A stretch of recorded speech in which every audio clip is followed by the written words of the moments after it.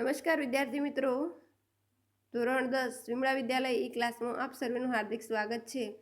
આજે આપણે ધોરણ 10ની અંદર ભૂખથી ભૂંડી બીક પાઠના પ્રશ્નોની ચર્ચા કરીશું। તો પાઠના લેખક છે પન્નાલાલ પટેલ।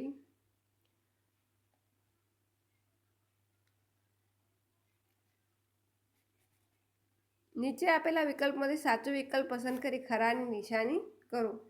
કેમ ભાઈ પટેલ તું આ પેટીયું નથી લેતો? આ વાક્ય કોણ કોને ઉદ્દેશીને કહે છે? કેમ ભાઈ પટેલ તું આ પેટીયું નથી લેતો? આ વાક્ય કોણ કોને ઉદ્દેશીને કહે છે? તો શેઠ છે એ કાળુને કહે છે। કાળુ માને છે કે જગતમાં સૌથી ખરાબ બાબત કઈ છે? તો સ્વમાન ગુમાવીને ભીખ માગવી તે છે।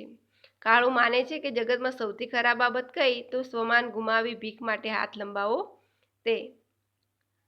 જો ભૂલે ચૂકે ફરીથી આવ્યો તો છાતીમાં ટોટો સમજી લેજે। આ વાક્ય કોણ કોને કહે છે? તો સિપાઈ દરિદ્ર નારાયણને કહે છે।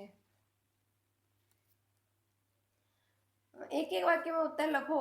દુકાળના વખતમાં લોકોને કોણે મદદ કરી? દુકાળના વખતમાં લોકોને કોણે મદદ કરી? તો દુકાળના વખતમાં લોકોને ડેગડિયાના મહાજને મદદ કરી। કાળુ અને રાજુ ભૂંડાવો ભૂંડી બાબત કોને કહે છે? તો કાળુ અને રાજુ ભૂંડાવો ભૂંડી બાબત ભીખને કહે છે। સદાવ્રતમાં અનાજ લેવા કોણ કોણ ઊભા હતા? સદાવ્રતમાં અનાજ લેવા માટે કોણ કોણ ઊભા હતા? તો સદાવ્રતની અંદર અનાજ લેવા માટે કડબીએ હતા અને બ્રાહ્મણે હતા અને ઠાકરડાની તો બહુ બધી લાઈન લાગેલી હતી। તમામ જાતના લોકો અનાજ લેવા માટે સદાવ્રતમાં અનાજ લેવા માટે ઊભા હતા। વરસાદ આગો ઠેલાતો ધરતી પર શેનો વરસાદ વરસી રહ્યો? તો વરસાદ આગા ઠેલાતા ધરતી પર મોતનો વરસાદ વરસી રહ્યો। રણછોડભાઈની શંકરદા દુઃખ અને ભૂખમાંથી છૂટી ગયા તેથી કાળુ જેવાને શું થયું? તો રણછોડભાઈ ને શંકરદા દુઃખ અને ભૂખમાંથી છૂટી ગયા તેથી કાળુ જેવાને તો અદેખાઈ આવ્યો। અનાજ ખૂટ્યું ત્યારે 2 મણ કોદરા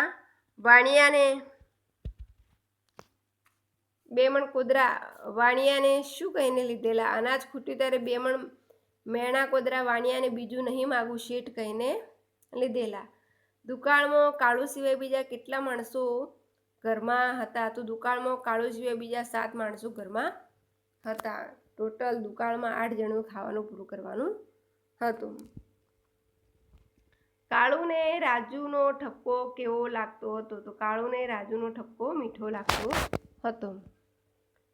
દોઢ પાસેર ખીચડી માટે કાળુ શું કહેતો હતો? તો દોઢ પાસેર ખીચડી જોઈને કાળુને થયું કે બાવાના 2 બગડ્યા ટેકે કોઈ અને જીવ પણ ખોવાનો। શું કહે છે? દોઢ પાસેર ખીચડી માટે કાળુ શું કહેતો હતો? તો દોઢ પાસેર ખીચડી જોઈને કાળુને થયું કે બાવાના 2 બગડ્યા એક ટેકે ખોઈ અને જીવ પણ ખોવાનો। કાળુની દ્રષ્ટિએ ભીખ કોને ઓગાળી નાખે છે? પાણી કરી દે છે। તો કાળુની દ્રષ્ટિએ ભીખ ગુમાન અને આત્માને ઓગાળી નાખે છે, પાણી કરી દે છે। અંતે કાળુ અનાજ માટેની મદદ લેવા શા માટે તૈયાર થાય છે? તો અંતે કાળુ અનાજ માટેની મદદ લેવા શા માટે તૈયાર થાય છે? તો કાળુ અનાજ લેતા અચકાતો હતો। સુંદરજી શેઠ આ જોયું તેને બોલાવીને કહ્યું કે કુદરત આગળ આપણે સૌ લાચાર છીએ અને એમ લાગતું હોય કે આ ધર્માદાનું છે, તને હાથ લાંબો કરતા સંકોચ થતો હોય તો કાલથી તું આ ઓટલા પર આવીને ઝાડુ મારી દેજે અને મુખિયાજી પાસેથી ગાદી તકિયા માગીને અહીં પાથરી દેજે। પછી તને એમ નહીં થાય કે તું ધર્માદાનું મફતનું ખાય છે। કાળુને સુંદરજી શેઠની મોટાઈ સ્પર્શી ગઈ। આથી અંતે કાળુ અનાજ માટેની મદદ લેવા તૈયાર થાય છે।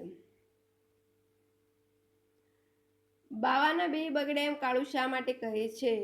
તો બાવાના 2 બગડ્યા એમ કાળુ શા માટે કહે છે? તો એટલા માટે એવું કહે છે કાળું કે એક એને કોઈ દિવસ ભીખ માગવી નહોતી તો એને ભીખ માગી, એટલે એક બાજુ ભીખ ન માગવાની એક ટેક હતી એ તૂટી ગઈ, અને પેલી પાસેર ખીચડી મળી એ પાસેર ખીચડીથી કંઈ પેટ ભરાણું નહીં, એટલે કે છે કે આ તો બાવાના બે બગડ્યા. તમારું છે ને તમને આપીએ છીએ એમાં ધર્માદા જેવું કંઈ જ નથી. સુંદરજી શેઠના આ સૂચનથી કાળુની દોઢ પાસેર ખીચડી પોતાના ફાટેલા ધોતિયાને છેડે બાંધી પણ ત્યાંથી રવાના થયા. તેને હસવું આવ્યું. તેને થયું કે આ તો બાવાના બે બગડ્યા જેવો ખેલ થયો, કારણ કે કાળું માને છે કે આમ કરવાથી ક્યારેય કોઈની પાસે કંઈ માગવું નહીં, એ ટેક પડાય નહીં, અને ભીખ માગી ને આ તો મરવા જેવું થયું, સ્મશાન ન રહ્યું. સુંદરજી શેઠ વિશે 5 વાક્યો લખો. સુંદરજી શેઠ ડીગડિયા ગામના મહાજન હતા. તેમનો પોશાક હતો સફેદ ધોતિયું, અંગરખું, માથે સોનેરી તલાવાળી પાઘડી, ગળે દુપટ્ટો. શેઠ સ્વભાવના ઉદાર હતા અને મોટા ગજાના હતા. શેઠ કાળુએ જ્યારે ધર્માદો અનાજ લેવાની ના પાડી ત્યારે એનું સ્વમાન સચવાય એ દ્રષ્ટિએ ઓટલા સાફ કરવાનું કામ તેમજ ગાદી તકિયા પથારવાનું કામ સોંપ્યું. ઉપરાંત કાળુને સૂચન કર્યું, તમારું છે ને તમને આપીએ છીએ ભાઈ ધર્માદા જેવું મોં એમાં કાંઈ નથી. આ વાર્તાને આધારે કાળુનું પાત્રાલેખન કરો. કાળુનું પાત્રાલેખન પાઠને આધારે કરો. આ પાઠને આધારે કાળુનું પાત્રાલેખન કરો. કાળું એ ભૂખ અને ભીખને કઠોર દરુણ પરિસ્થિતિ સાથે કાળું સમાધાન કરવા તૈયાર નથી. રાજુએ કાળુને બાળકને જેમ એક માં ધમકાવે એમ ધમકાવ્યો. દુઃખી અવાજે તેણે કહ્યું, શું કામ ભેગા થઈને બધા મારો જીવ ખાવ છો? સાથે એણે 2 છોકરાને પણ હડસેલી દીધા. આવી સ્થિતિમાં પોતે મરી ગઈ હોત તો સારું. એવા ઉદ્ગાર વાક્યો તેણે કીધા. માનવીની ભવાઈ નવલકથાના મુખ્ય પાત્રો કાળુ અને રાજુ એ 56યા દુષ્કાળની કારમી પરિસ્થિતિમાં ટકવા ડેગડિયા આવ્યા છે. એ ખેડૂત કાળુ સ્વમાની અને ટેકીલો જીવ છે, પણ આ દુકાળે કાળુના સ્વમાન ગુમાવ્યા અને આત્માને જાણે તસહન કરી નાખ્યા. ભીખ માગવી એ કાળુનો સ્વભાવમાં નથી. આ પરિસ્થિતિમાં ડેગડિયાના મહાજને પોતાના કોઠારમાંથી ગામના સૌને દાન આપવાનું શરૂ કર્યું, પણ કાળુને એ દાન લેવું પસંદ નથી. એ જાણે છે કે મહાજનના કોઠારમાં અમારું દાન અને એની સામે અમારે હાથ લંબાવવાનો, ભીખ માગવાની. રાજુ સમજાવે છે, પણ સ્વમાની તેમજ ટેકીલા કાળુ કંઈ ગણકારતો નથી. ભીખ માટે કતારમાં ઊભેલા લોકોને જોઈ એનું હૃદય કાંપી ઉઠે છે. દોઢ પાસેર ખીચડી માટે હાથ લંબાવવાનો ધિક્કાર છે આ અવતારને, ધિક્કાર છે આ જીવવું. સ્વમાની કાળુને સુંદરજી શેઠ એક ઉપાય સૂચવતા ઓટલા ઉપર ઝાડુ ફેરવવાનું તેમજ મુખિયાજીના ગાદી તકિયા પથરવાનું કામ સોંપે છે, જેથી મફતનું અનાજ લીધું નથી એટલો સંતોષ રહે. શેઠના માન ખાતર એને દોઢ પાસેર ખીચડી પોતાના ધોતિયાને છેડે લીધી તો ખરી, પણ ફરી એવું એનું સ્વમાન જાગી ઉઠ્યું. તેને થયું કે આ તો બાવાના 2 બગડ્યા જેવો ખેલ થયો. ટેક પણ ન રહી અને મરવા જેવું થયું. આમ કાળુની વેદના તેના વાણી અને વર્તનમાં સતત ટપકતી રહે છે. ચિત્તભ્રમ થતાં એ કહે છે કે ભૂખ ભૂંડી નથી, પણ ભૂખથી એ ભૂંડી ભીખ છે. લેખકે અંતમાં કાળુની મનસ્થિતિ વ્યક્ત કરતાં સાચું જ કહ્યું છે. નથી વેઠાતા રામ ભૂખોય, નથી વેઠાતી ને આ ભીખોય. માટે ઝીંકવા માંડ. પણ મકાનનો ઓટલો ચડતા ખુદ કાળું જ ઝીંકાઈ પડ્યો. પછી એ તો ગરમ વિચારોને લીધે ભૂખનો માર્યો કે ગમે તે કારણે હોય. આ વાર્તાને આધારે દુકાળની ભયાનકતા તમારા શબ્દોમાં આલેખો. 12 માસથી વરસાદ વરસ્યો નહોતો. 12 મહિનાથી વરસાદ વરસ્યો નહોતો. મેઘરાજા જાણે રૂઠ્યા હતા. પરિણામે ધરતી પર ચારે બાજુ, વનમાં, ખેતરમાં, બજારમાં, શેરીમાં જ્યાં જુઓ ત્યાં માનવીના હાડપિંજર સમા મૃતદેહો પડ્યા હતા. તેમના સ્વજનોની આંખમાં સ્વજન ગુમાવ્યાની ભીનાશ હતી. પણ મોટો પ્રશ્ન એ હતો કે આટલા બધા શબને દાટવા ક્યાં, બાળવા ક્યાં? ભૂખે માનવીના હાડમાંસ ગાળી નાખ્યા હતા. દેગડિયાના મહાજને કોઠારમાંથી સૌને અનાજ આપવાનું શરૂ કર્યું. પણ દરેકને ભાગે આવતી દોઢ પાસેર ખીચડીથી પેટ ક્યાંથી ભરાય? તેમ છતાં જે કાંઈ મળે તે લેવા કતારમાં ઊભેલા અર્ધનગ્ન હાડપિંજર થઈ ગયેલા માણસોની સ્થિતિ દયાજનક હતી. આ માણસો પાસે પહેરવા પૂરતા કપડાં નહોતા. આ દુકાળે લોકોને બેહાલ કરી મૂક્યા હતા. આ દયનીય પરિસ્થિતિ જોઈને કાળુએ કહ્યું, ભૂંડામાં ભૂંડી ભૂખ નહીં, પણ ભૂંડામાં ભૂખથી એ ભૂંડી ભીખ છે. કાળુનું આ વિધાન તે સમયના દુકાળની ભયાનક પરિસ્થિતિનો કરુણ ચિતાર આપે છે. રાજુની મનોવ્યથા તમારા શબ્દોમાં લખો. દુકાળની ભીષણતામાંથી ગામના સૌ દુઃખી અને પરેશાન હતા. પણ રાજુની મનોવ્યથામાં કરુણા અને લાચારી એ વિશેષ હતી. એક તરફ સોમાને કાળુને સમજાવવાનો તો બીજી તરફ ગમે કે ન ગમે બાળકોના પેટ માટે ભીખ માગવા જવાનું. એણે તો વાસ્તવિકતા સ્વીકારી લીધી હતી. પણ આ પરિસ્થિતિમાં ભીખ માગવામાં શરમ શાની? એ કાળુને સમજાવવું તેને માટે મુશ્કેલ હતું. એ તો કાળુ પાસે કરગરે છે. પોતાને કારણે કાળુ ભૂખે મરી જાય છે. એનાથી જીરવાતું નથી. આથી મને તમારે મારી નાખવી છે એમ કહીને કાળુને પોતાની સાથે આવવા મજબૂર કરે છે. રાજુ પણ જાણે છે કે દોઢ પાસેર ખીચડીથી કાંઈ વળવાનું નથી. એટલે આજે હાથ ધરવાનો એક દોઢ પાસેર ખીચડી માટે ધીક પડ્યો છે અવતાર ને ધીક પડ્યું એ જીવવું એ. તથા આપણે તો કપાળે કાણું છે ને ખોબોય કાણો નીકળ્યો. કાળુનો આ બબડાટ રાજુથી સહન થતો નથી. છતાં તે ચીડાઈને કાળુને ઠપકો આપતા કહે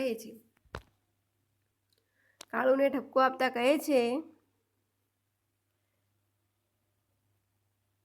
ડાકણ ભૂખ નથી પણ ડાકણ ચિંતા છે. માનવીના કાળજાને કોતરી ખાય છે. કાળુના આ શબ્દો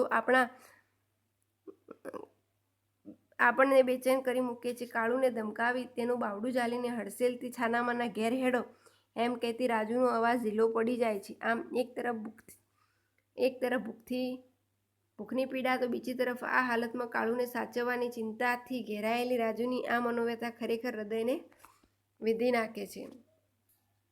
આ પાઠની અંદર આવતા કેટલાક અગત્યના શબ્દ સમૂહો જોઈએ તો ધર્મ તથા પુણ્ય થાય તે હેતુથી અપાયેલું દાન કે સખાવત, એને શું કહેવાય? ધર્માદુમ.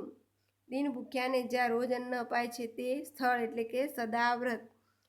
દિન ભૂખ્યાને જ્યાં રોજ અન્ન અપાય છે તે સ્થળ સદાવ્રત. છડ્યા વગરના ચોખાના આખા દાણા તો એને શું કહેવાય? શાળ.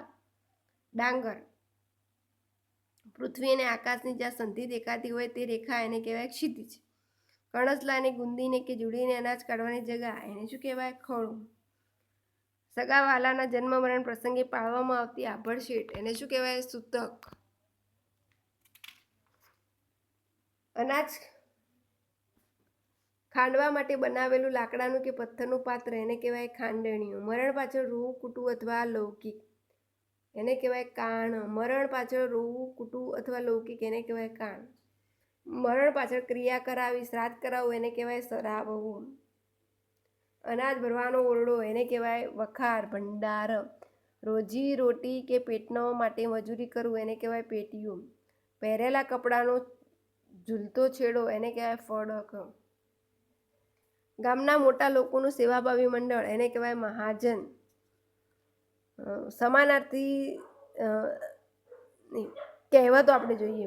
બાવાના બે બગડ્યા એટલે બંને બાજુએ પરિસ્થિતિ બગડવી. વિદ્યાર્થી મિત્રો, પરીક્ષાની અંદર કહેવત પૂછાય છે, બાવાના બે બગડ્યા એટલે બંને બાજુએ પરિસ્થિતિ બગડવી. દેખવું નહીં ને દાઝવું નહીં, એટલે જોવું પણ નહીં ને એથી એની ચિંતા પણ ન થવી. જોવું પણ નહીં અને એથી એની ચિંતા પણ ન થવી.